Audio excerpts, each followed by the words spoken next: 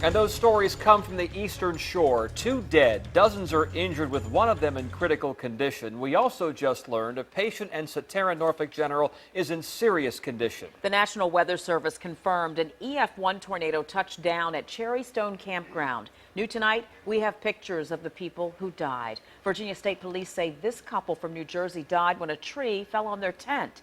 Their 13-year-old son is fighting for his life at CHKD tonight. 10 on Your Side has live team coverage. Jason Marks at Cape Charles, where victims are staying in hotels tonight, and Aaron Kelly is live at Cherry Stone Campground. And Chief Meteorologist Don Slater is going to break down what happened. But first, we're going to start with Aaron live in Chariton.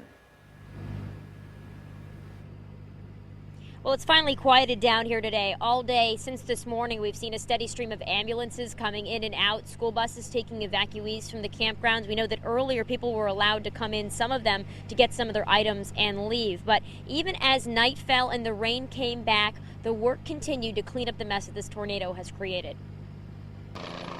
From high above, Chopper 10 began to paint a picture of what hundreds of people went through Thursday morning, many at the Cherry Stone Family Camping Resort. The hail was golf ball size or larger, and just with praying that nothing would flip it. And then watched as the awning was ripped out of the side, it went over the top, and I could just experience that as being a big sail, flipping the whole rig over. But luckily the Lord was on our side this time. The fact I couldn't be there with them and I can't be with them now, I'm all shook up. Shannon Merritt had reason to be anxious. She couldn't get to her 20-month-old son, Elijah, who weathered the EF1 tornado with her family, not far from the campground.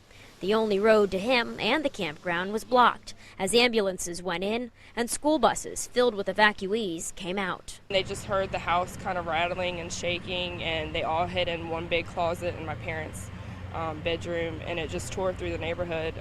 Right next to it, 3 trees are on top of it, so it's completely destroyed. In seconds, the storm changed the campground from a summer getaway to a place too dangerous for families. The aftermath was just brutal. Just to go through the park, the devastation, like a bomb had gone off in there.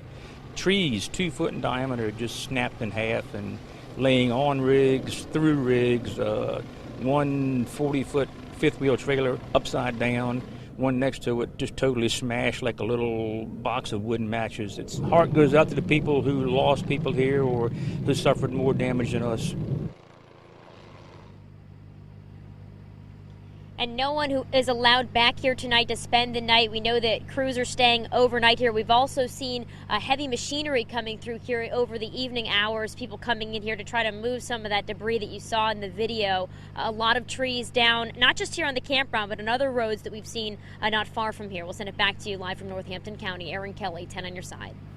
Quite a day, certainly. Our team coverage continues. 10 on Your Side's Jason Marks is live in Cape Charles outside a hotel. And Jason, you were at a shelter, but it closed. Yeah, Tom, that shelter over at Northampton High School closed around 9 o'clock. That's because they found hotel rooms like here at the Peacock Motor Inn for all of the victims from today's storms. It's the ending of a very long day here in the Eastern Shore. Here on the Eastern Shore, locals work to make it a home away from home. It's amazing. Everybody they poured their heart out to this. All day, people dropped off food, water, and clothing for those devastated by this morning's storm. What was scary was that I ended up helping a lot of people who were bleeding and walking around injured.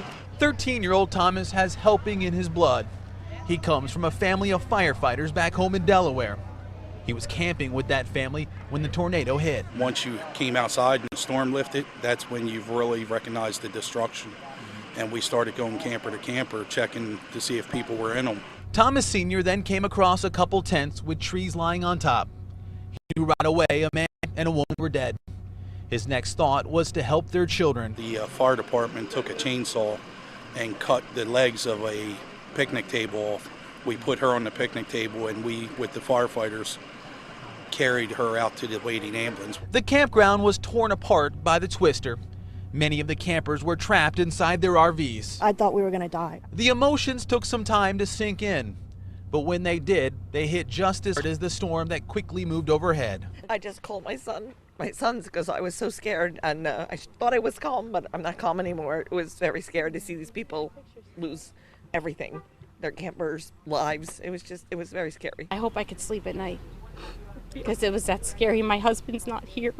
Considering what we saw and what we've heard, we're the lucky ones. The camping community's like family.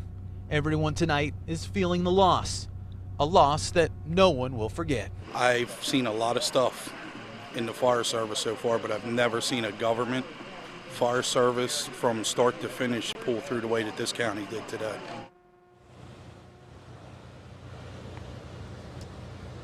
And that work will begin first thing tomorrow morning. I'm told officials will bus the people here at the hotels back to Cherry Stone to see what can be salvaged. If someone has a car or a camper that can be driven away, they can go home. If not, officials here will try to find some sort of transportation so they can officially get back home. That's the latest here at Cape Charles. Jason Marks, 10 on your side. And that New Jersey couple who died in the storm are Lola Beth Ortega and Lord Balabat.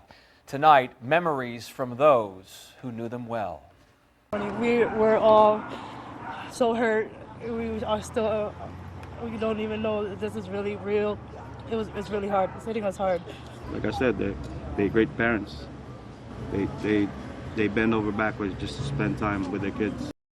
State police say the couple died when a tree fell on their tent. Their 13-year-old son is at CHKD with life-threatening injuries. Their 2 daughters were also hurt, but not critically.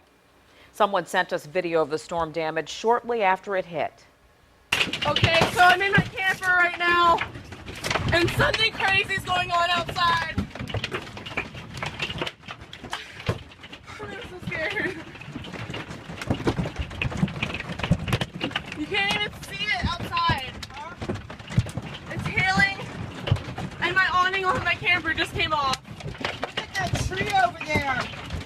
And there's a tree down.